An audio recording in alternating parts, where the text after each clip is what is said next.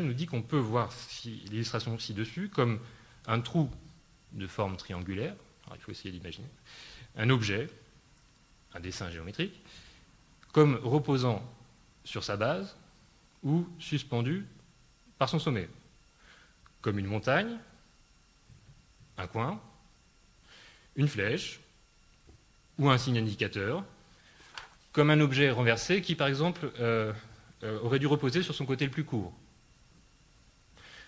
comme la moitié d'un parallélogramme et comme d'autres choses encore. Puisque nous pouvons interpréter diversement ce que nous voyons sans pouvoir attribuer ces changements d'aspect à des changements dans les propriétés physiques de l'image. Rien n'a changé dans l'image. Uniquement votre interprétation, semble-t-il. Il semble donc qu'il faut bien attribuer ces changements d'aspect à l'imagination. D'ailleurs, la perception des divers aspects du triangle suppose certainement de l'imagination. Or, pourquoi ne pas considérer la vision des images comme un phénomène de vision d'aspect? Après tout, dans l'exemple du triangle, nous voyons une couleur sur une surface plane comme un triangle, comme un coin, comme une montagne, etc. Ou plutôt, nous imaginons que cette couleur sur cette surface est un triangle, un coin, une montagne, etc. Or, la vision d'une image est la vision de couleurs sur une surface plane.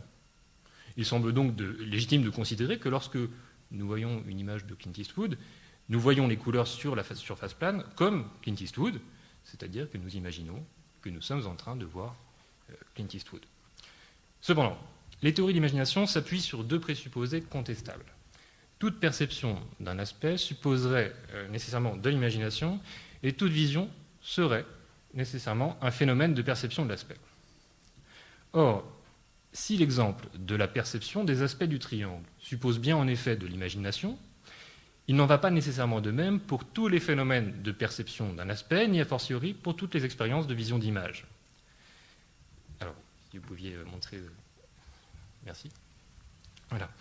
En effet, dans la plupart des cas, comme dans l'image du canard ci-dessus, j'identifie immédiatement l'aspect qui me permet de reconnaître ce qui est représenté par l'image, et je fais de cet aspect une propriété permanente de l'image. C'est l'image d'un canard. En reconnaissant dans l'image un canard, je ne mets pas en jeu mon imagination. Je reconnais ce dont l'image est l'image immédiatement en identifiant son aspect permanent. On peut illustrer ce point à l'aide de l'analyse que fait Wittgenstein du fameux canard-lapin de Jastrow. Est-ce que vous pouvez changer, s'il vous plaît?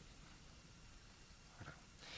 À la différence de la figure triangulaire, il est remarquable que nous ne soyons pas libres d'interpréter l'image de différentes façons, mais contraints de le faire de l'une ou l'autre des deux façons suivantes. Nous pouvons voir la figure comme celle d'un canard,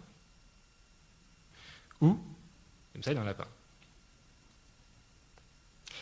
C'est un cas de perception de l'aspect, mais en reconnaissant dans l'image un canard ou un lapin, je ne mets pas plus en jeu mon imagination qu'auparavant.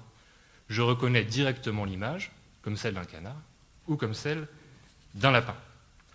On peut soutenir que dans la plupart des cas, mais pas dans tous les cas, voir ce qu'une image représente, c'est comme voir la figure du canard-lapin sans percevoir son ambiguïté, en étant aveugle aux interprétations alternatives. On voit bien un aspect, mais cet aspect ne peut changer et nous est imposé par l'image. Wittgenstein parle d'une vision continue de l'aspect. La perception d'une image figurative est donc, la plupart du temps, un cas de vision continue de l'aspect. On comprend alors que la solution du paradoxe initial est en fait une dissolution. C'est sous l'effet d'une image dont nous sommes captifs, l'image causale de la perception, que nous en sommes venus à considérer que ce que nous voyons réellement quand nous regardons une image, c'est seulement une surface plane recouverte de couleurs, et non ce qui est représenté par l'image. En effet, cette image philosophique nous a empêchés d'envisager l'hypothèse qu'il y ait un sens parfaitement légitime à dire que l'on voit immédiatement et directement ce que l'image représente, comme lorsque l'on voit continuellement un aspect. Wittgenstein nous permet donc de comprendre qu'une philosophie des images ne pourra pas ne pas prendre au sérieux la diversité des emplois que nous faisons du verbe voir. Si l'un de ces emplois est bien de rendre compte du déploiement des choses dans l'espace, ce n'est pas le seul.